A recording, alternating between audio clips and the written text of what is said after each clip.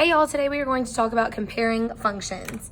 So the first thing we need to do before we get started is we need to write down our rule and remind ourselves of a few things. Y equals mx plus b. Your m is your slope. That is also called your rate of change. Okay, and our b, remind ourselves, what is our b? That is our initial value. Where do we find b on a graph? On a graph, the b is on the y-axis. On a table, where do we find b? Look for zeros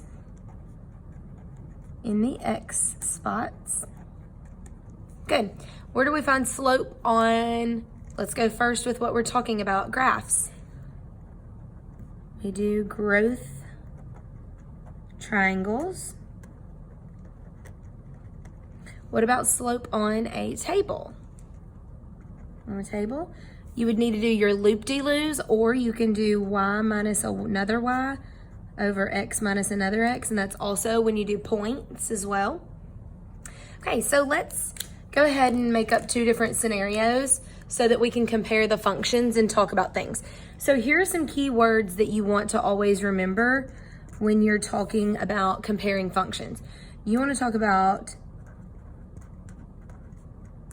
steeper, something being steeper. Okay, that's going to be a key word that we need to remember and we want to talk about in this lesson. Steeper. We also want to talk about greater. All right, so let's go ahead and get started. You're going to hear those words a lot, steeper and greater. Here are my two different functions that I'm going to make up, and we're going to talk about these scenarios. So, Grace has a cell phone plan, and Grace has to pay $45 every single month just to have her plan. Just to have the cell phone, she has to pay $45 every single month. But then she also has to pay $2 for every single text message she gets. So can we write a rule for Grace's plan? Yes. So her bill every month is going to be Y equals. Okay, so what does she have to do up front? Every single month up front, she has to pay the $45. So that's your plus B. Plus 45, because that's her initial value. Now, what is she having to do every single time? Pay $2 for every text message. So that's going to be your 2x, because x, we don't know how many text messages she is going to send. Okay, let's talk about James. James has a cell phone plan, and his cell phone plan is only $10 to have his plan. So each month he knows up front he has to pay $10. However, he has to pay $8 for every single text message he sends out. So what would James's rule be? Y equals 8x, because it's $8 for every text message, and then he automatically has to pay how much for his cell phone? $10. Okay, so 8x plus 10 and 2x plus 45.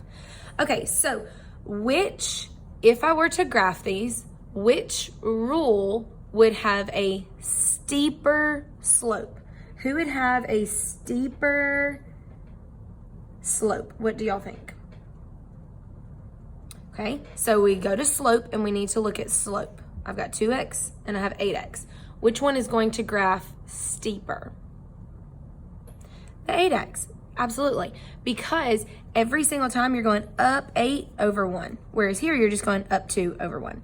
So this line is going to look a little more like this, whereas this line is going to look a little more like this when graphed. It is steeper, okay? Anytime you're talking about steepness with slope, you're looking at the absolute value with x. So the absolute value of whatever's with x. And I say absolute value because in steepness with slope, negatives do not matter.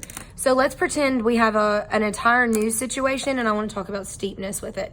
So what if we have someone else's plan and theirs is y equals negative 3x plus 15. And then let's say there's another plan down here, y equals negative 5x plus 20. Okay, so look at these negatives here.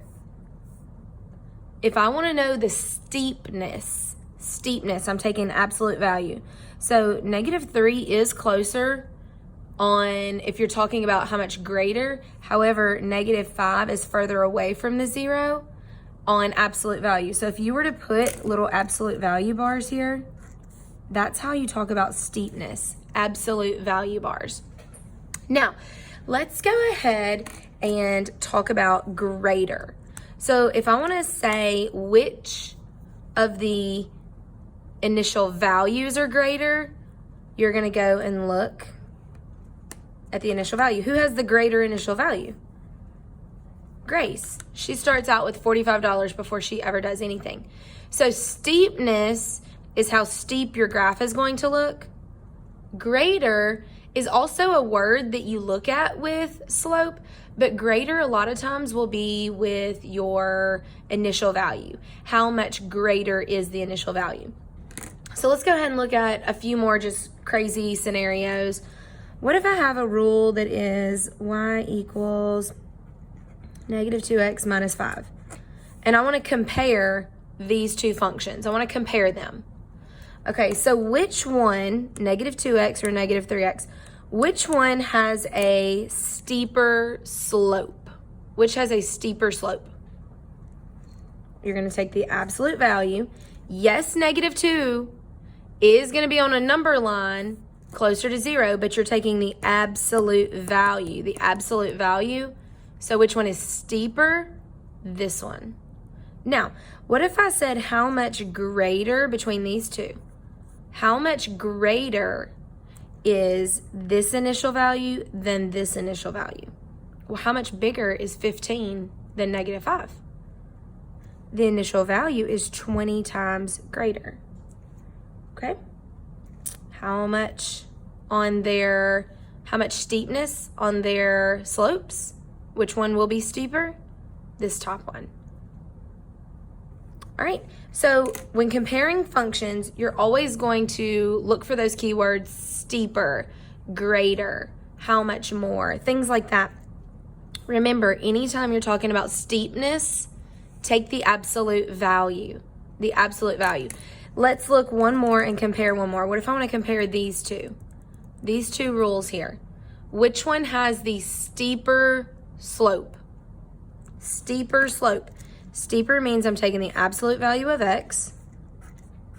So the absolute value, 2 or a 5. This would have a steeper slope because every single time, even though I'm going up 2 for this one, I'm going down 5 every single time for this one. So this one's going to have a steeper slope. When you're talking about steeper slope, it does not matter with your negatives. You take the absolute value. Now, when you're talking about greater initial value, you always look at that ending number. Greater initial value, you look at the true number. Negative 5, positive 15, positive 20. You look at those things. I hope this helps. Y'all have a great day. Bye.